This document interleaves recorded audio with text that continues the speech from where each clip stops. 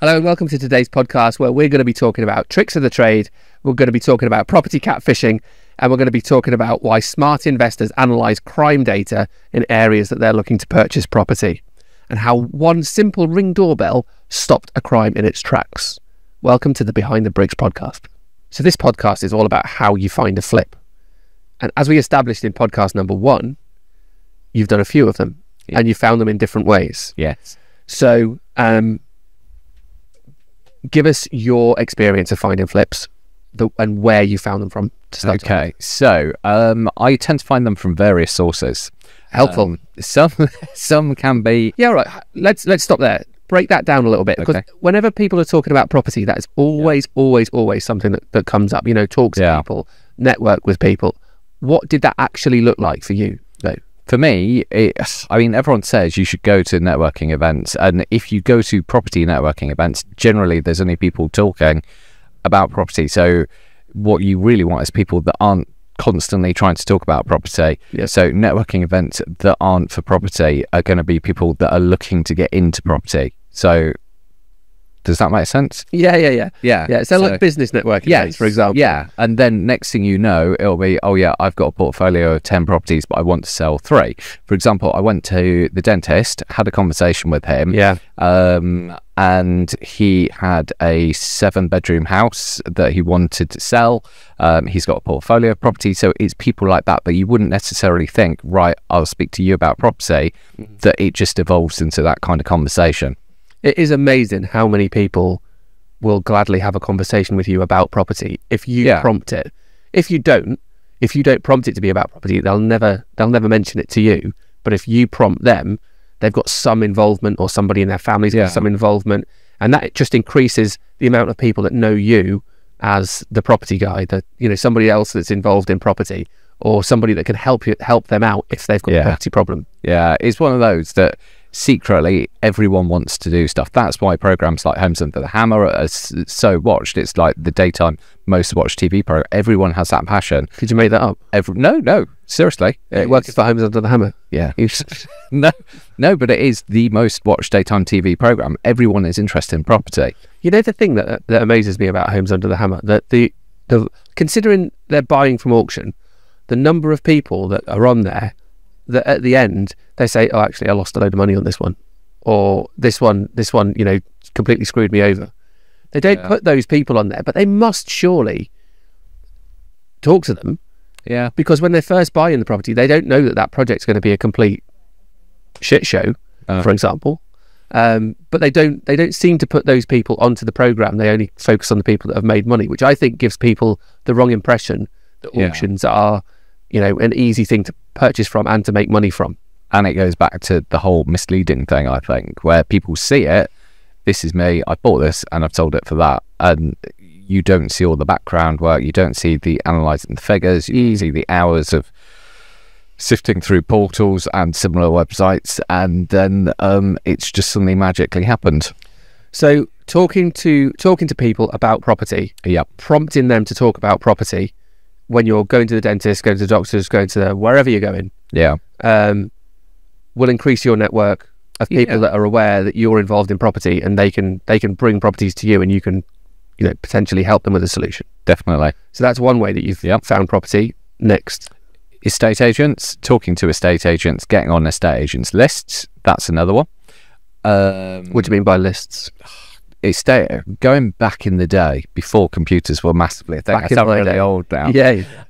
When I was an estate agent, we had a little box with cards in, and you wrote on it, and you'd give people star gradings. Oh, really? Yeah. So 5-star grade, they were a red hot buyer. As soon as you got something in, you would phone your 5-star grades. Now they all use computers. It sound really old, don't it? Yeah, you do, yeah. But now it obviously automatically syncs. Do you think they've got some kind of 5-star or some grading system on their computers now? Post-it notes. But that is the modern day equivalent, I think. So although the software matches people to postcodes, you'd stand out because you would be the person on the post-it note. So you want to be the person on the post-it note. We talked in the first episode about how competitive the market is for flips. Yes. So presumably you can't, not everybody's going to be talking to your network about property. No. So talking to your network is a good tip. Yeah. That differentiates you from the crowd. Surely everyone's going to be talking to estate agents. How do you stand out from the crowd with estate agents? They are. You're only ever going to stand out by building rapport, going on viewings with them, and just being that person that, especially if you've bought one from them before, then they're going to sell another. I made an offer yesterday. It was the highest offer, but instead of the vendor picking me, they actually chose someone else that bought 2 other properties from them. So it's from the vendor or from the estate agent? From the vendor through the estate agent. So it was a probate case. They'd inherited 3 properties. One person had bought the other 2. They didn't want this one. Then they decided they did, and despite my offer being higher, they sold it to that person. Because what are they looking track for? Record. Yeah. Track certainty. Okay. Yeah. Because they don't want to start off something with you as an unknown. No. And then get a couple of months down the line, and then you pull out, and then they've got to start again, right? Yeah. So they went with certainty rather than price. Money. Yeah. And that's not something a lot of people can get their head around. That, you know, a lot of the time, sellers will select the best person that they think will get them across the line, not necessarily the highest price. Yeah, it's not always about the money. Sometimes it's about providing the solution, like we talked about in the last podcast, where I provided the solution which worked for them. Yeah. It wasn't the highest price, but it worked for them.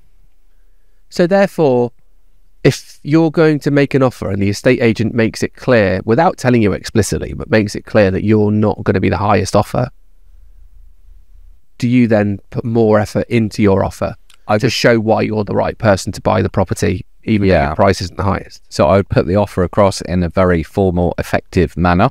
By doing things like showing my proof of earnings, proof of funds. Yeah. I would send over my passport. I'd send over a very specific plan, like I intend to complete within 28 days. Yeah. I'd also justify the offer and back it up with things like it's offered on this because the crime is twice the national average, something like that as well. So it kind of justifies it a tad. Yeah. No, perfect. And absolutely bang in line with the way that we teach how to do it at Source. So that's very good. Okay, next one, is that estate agents? Yeah, that's estate agents, Rightmove and Portal Search Alert. So I use, rather than spending hours going through Rightmove, I tend to use saved searches. So I get an email once a day. I can just see what the new listings are. That gives me a bit of a benefit. What's the benefit of doing that then? The benefit is I don't have to spend hours looking at the same properties that I looked at yesterday and the day before and the day before. Right. It's just literally the new stuff that comes on every day. Yeah. So you know you've only looked at each property once. Yeah. Instead of scrolling and becoming like scroll blind on Rightmove. Yeah. Okay. I also look for specific auction houses because you might miss it if it's popped up occasionally. So, or you might consider something out of the area that would work as a joint venture. So I do still check other websites. Okay. Rightmove does give you a lot of information, and they have kind of tweaked it now with how you can see what it's worth, but it's still lacking in the sense that it's not really geared up for investors. So you're missing all of the key figures, which creates the need to do a lot of kind of calculations and stuff. Whereas now, to do that initial calculation that's really quick, to like yes, no, yes. Yeah. So I use Rightmove a lot. However, it does lack all the figures that as an investor you're looking for. However, if I use Deal Search, it's kind of geared specifically for investors, and it takes a lot of the time out of the actual kind of calculations. So I know what you mean when you mention Deal Search, because that's part of the Sourced website. So on source.co, you can go there. You've got listings specifically targeted for investors, because you've got financial breakdowns that, like you say, you wouldn't get that on Rightmove. You'd have to go away, you'd have to put that together, you'd have to work that out for yourself, whereas on source.co it's done for you. So what benefits do you see from that? What shortcuts does that provide for you? That provides savings in time. Also, obviously you spend time doing your own figures anyway, but it's just nice to have that kind of second opinion to confirm, yes, it does work, I've made it this, and so is the person. So you're always double checking, even if whoever gives you some stats, you're always double checking. Yeah, I always double check stats, and I always have 2 exit strategies. Right, okay, good to know. All right, so is that it? So we've covered networking, we've covered going to agents or portals. Is there anything else that you would do to find deals? Portals. No, that's pretty much it, really. Okay, so killer question. Yep. You've got to find another flip. Okay. What do you do in what order? So what do you think is the most productive way for you to spend your time initially to find your next flip? Right. So initially, I would probably look at the area that I'm going for. What do you mean by that? Break that down. So what am I looking to achieve from it? Who do I want as my tenant, and where is the opportunity? Understood. So how do you make that decision though? So for myself, what I would look for is quite a high rental profit per month. Capital appreciation to a degree. So I would do some research into kind of average prices, what they're going for, and then I would almost work backwards. So I'd look for towns that I know are on the increase, and then kind of work from there and go, right, I want to find, say, a 2 to 3 bed flip project in, I don't know, Leeds. And I would be quite specific with my postcodes, knowing who is going to be my potential tenant. And then I would again, is that specifically financially based? So you're looking at your end rent that you can achieve and the end price of the property that you can achieve. And if that yield that you're going to create from those two numbers is sufficient, then you'll look in that postcode.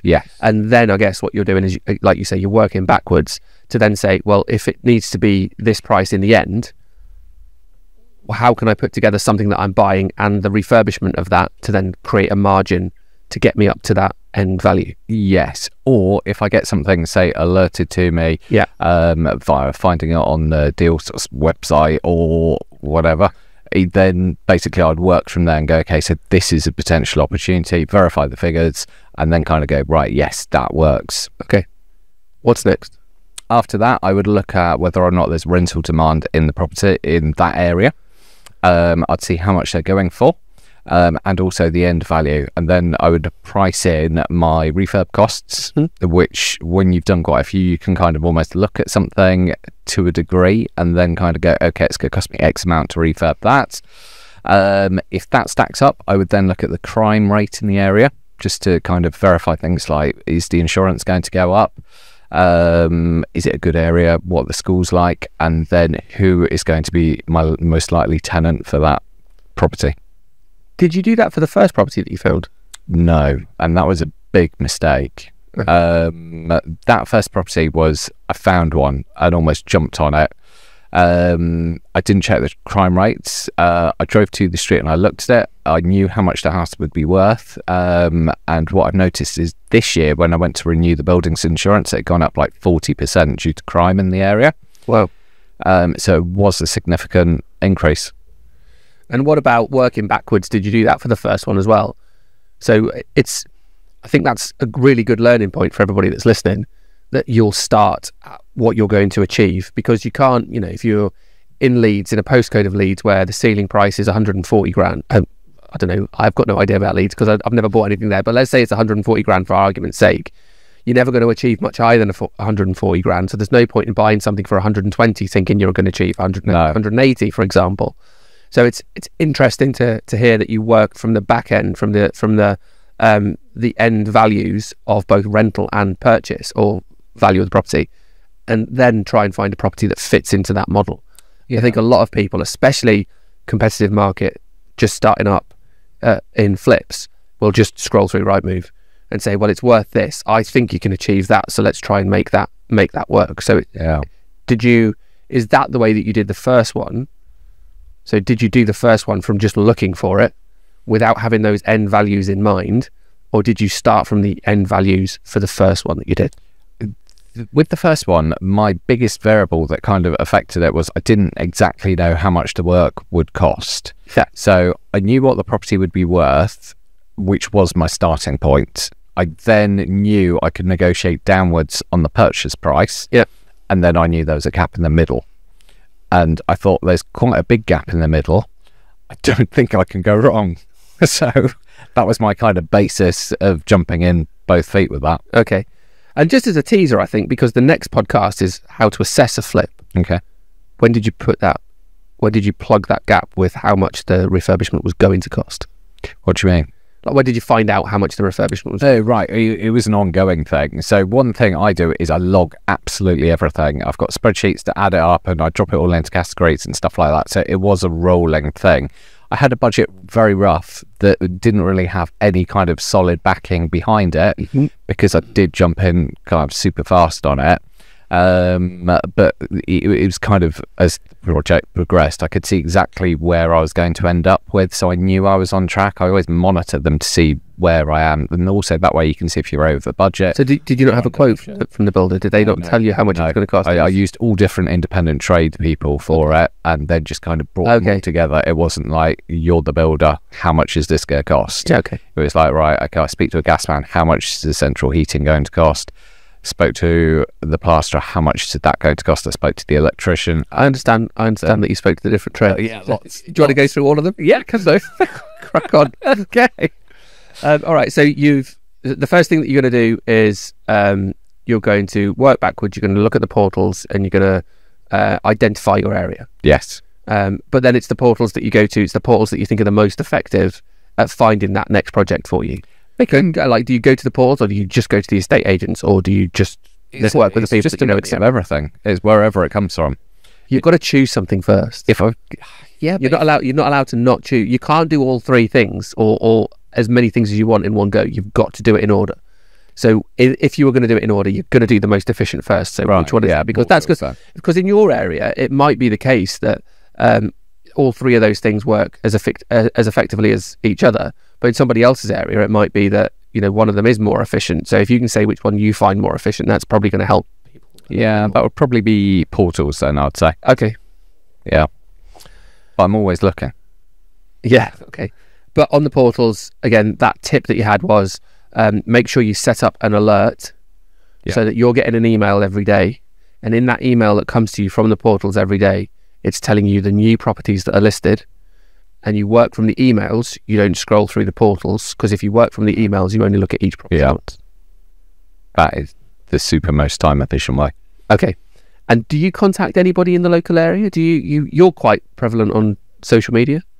Do you tell people that you're looking for something in that area and sort of get your network to help you out, or do people not like you that much? Generally, is where the opportunity arises as well. So I don't go out there saying, right, I want a 2-bed property in Leeds. I'm open to everything. That's too restrictive, I'd find. Right, okay. So Tim's shortcuts for finding deals. That would be the probably the email alerts. That's going to save you so much time rather than sitting there and scrolling.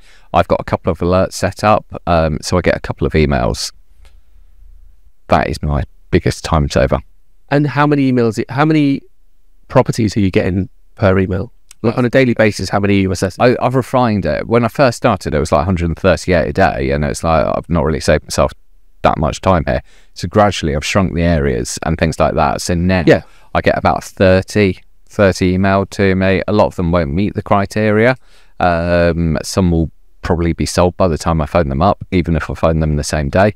So yeah, probably about 30 on an email. So even when you've set them up, you're still constantly assessing ways of making them more efficient and more efficient. It's constantly tweaking. And when you put it like that, when you say that you've got 30 properties that you need to assess, and you don't have to do the figures for all 30 of those properties, it can be just a quick once over. That's 30 properties you're looking at per day, instead of scrolling through how many properties are going to be in Leeds. 1,000? Probably more.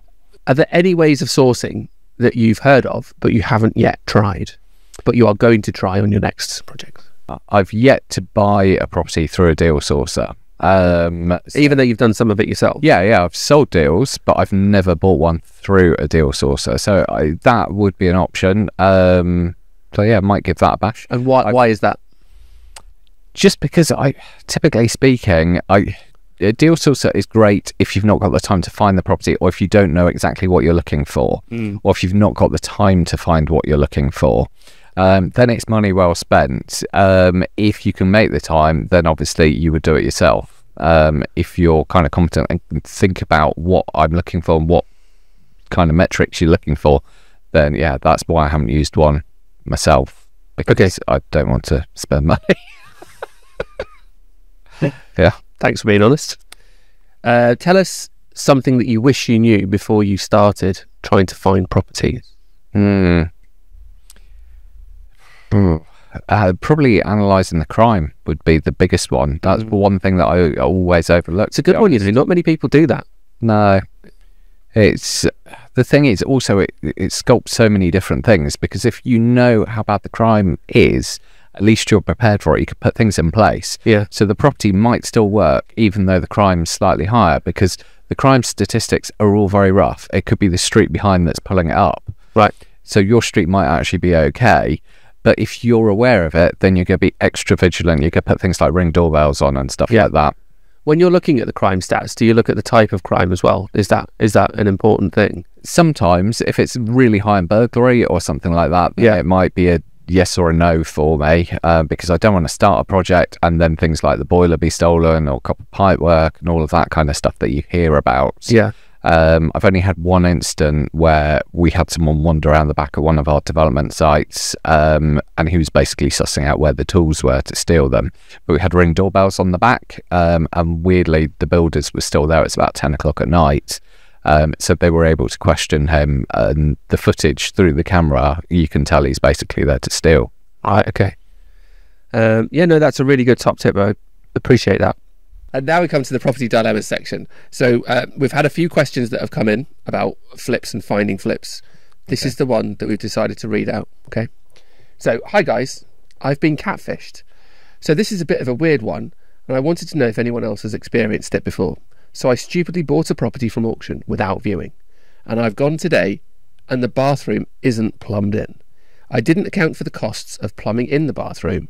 How can I stop being catfished in the future, and how can I fix this situation now? From one stressed out property flipper. Okay. Has that ever happened to you? No, I've seen it. It seems to be a bit of a trend at the moment, to be honest. I've viewed multiple properties and they've done that. So they've taken the bathroom out of the room, put it somewhere like under the stairs, so it appears that a 2-bed's now a 3-bed. Right, okay. To drive up the bids. Yeah. So if you're out of the area and you've not viewed it, you could easily get caught out. The best way to kind of mitigate yourself is to go and view it. If you can't view it, send someone else to, friend, relative, use a company. There's a couple of companies, one called Viewer, and they will go and view it on your behalf and do a video recording. And presumably this is specifically for properties that are in auction, because you can put anything in auction, and it's as long as it's stated in the legal pack, or so long as whatever the condition is expressly communicated, then it's up to the responsibility of the buyer to read that, or to see it, or to view it. Yeah. At the end of the day, it is sold as seen, which is why someone needs to. But yeah, it is a bit of a tricky black hole. Literally, there's nothing they can do apart from readjust their budget, maybe save a bit on the kitchen, shop around for something else, and then obviously pay to put the bathroom in professionally. From your opinion, and this is just your opinion, right? What is that going to cost her? What extra cost is that going to involve in that project? To be fair, most of the plumbing will still be there. So if you look from the outside of the property, there's still probably a toilet waste pipe going to that room. Yeah. So it's not that much. You're going to be fitting a new bathroom in there anyway. So it's not going to really add that much onto the cost of it. I just had a thought though. Okay. Presumably when they completed on the property, they'd have completed on it in a habitable state, paying stamp duty at the habitable rate, but it's not an inhabitable property because it hasn't got a bathroom. So they might actually get a reduction in stamp duty to argue that the property couldn't be lived in because there isn't a bathroom in there. Yeah. So that might be one option, to try and recover some of the money from the stamp duty, because now the property's in a different condition to how you actually bought it. Yeah. And then use that to plumb in the bathroom. So it might not cost you too much more if you can get away with doing that. And there are companies that can manage your stamp duty reclaim as well. There are. They take about 50%. So with stamp duty, you as a person are responsible for declaring it at your end of year tax kind of review, so to speak. So quite often if you know from the start it's not habitable, if you've got a good solicitor, they will basically say, yeah, no stamp duty is due because it's not habitable. But otherwise you can look to claim it back. Okay, so it might take a while to claim that back through the tax return. However, the net result of that, even though it's going to take months, potentially months depending on where you are in your tax year, might be okay. Yeah, you could get your money back. The companies that take it on usually take about half of the bill. Good tip. Okie dokie. Okay, so that's the property dynamo section. Thank you very much for your input in that. The next podcast in this series is going to be about how to assess the flip. So we'll look into the finances, we'll look into all the things that are involved in the finances. But just before we close this one to an end, is there anything else that you want to say about finding flips and giving people tips on finding flips? Tim's tips on finding flips. No, just apart from trying to be as efficient as possible and look into everything, which, like you just said, we'll cover next week, next podcast. So just and from memory, be efficient. Always look at making sure that everything that you're doing is as efficient as possible. Don't just get used to scrolling. Yeah. That is not an efficient way to deal with the solving the problem of finding your next property project. Yeah, all about efficiency and getting the word out there. Thanks, Tim. Thanks, Chris.